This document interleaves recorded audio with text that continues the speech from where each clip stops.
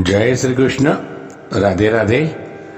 રાધે સત્સંગમાં સત્સંગનું રસપાન કરતા બધા જ આત્મીયજનો, શ્રી વલ્લભની પ્રેરણાથી પ્રેરાઈને રાધે સત્સંગમાં આજે આપણે જોઈએ કે પુષ્ટિમાર્ગમાં પ્રભુની સેવામાં આપણું મન સ્થિર કેવી રીતે રહે. મન મરકટ જેવું છે અને સ્થિર કેવી રીતે રાખવું, અને સ્થિર રહે તો જ સેવામાં આનંદ આવે.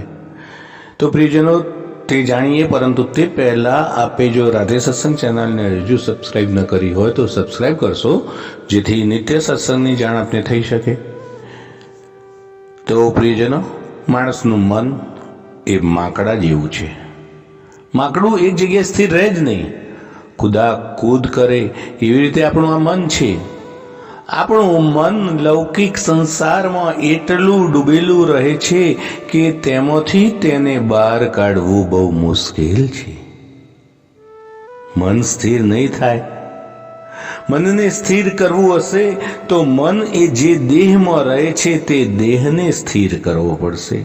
એ દેહ જ્યારે સારી અને સાચી જગ્યાએ સ્થિર થઈને બેસશે ત્યારે એની અંદર રહેલું મન સ્થિર થશે. જ્યારે કોઈ નિશાન ઉપર તીર ચલાવવું હોય તો સૌથી પહેલા ધનુષ્યને સ્થિર કરવું પડે, તો જ નિશાન ઉપર તીર લાગે. જેમ તીર એ આ મન છે, એમ ધનુષ્ય એ આપણો દેહ છે. સૌથી પહેલા તારા દેહને તું સ્થિર કર તો દેહ સ્થિર કેમ થાય તે સ્વાભાવિકપણે આપણે જાણીએ. આ દેહને વધુમાં વધુ સમય ભગવત સેવામાં અને ભગવત સત્સંગમાં જોડવું જોઈએ. જેમ જેમ મન સેવા સત્સંગમાં જોડાતું જશે તેમ તેમ ધીરે ધીરે મન સ્થિર થતું જશે. પ્રભુના ચરણમાં ચોંટવા લાગશે આ મન, અને ત્યારે જ આપણું મન સેવામાં લાગશે, મન સેવામાં સ્થિર થશે. શ્રી મહાપ્રભુજી અને શ્રી ગુસાઈજીએ નિજજનો ઉપર કૃપા કરીને સેવાનો પ્રકાર, ઋતુ, ઉત્સવ અને મનોરથ પ્રમાણે એવો બૃહદ બનાવ્યો છે કે જેમાં પ્રભુને ખૂબ જ સુખ થાય.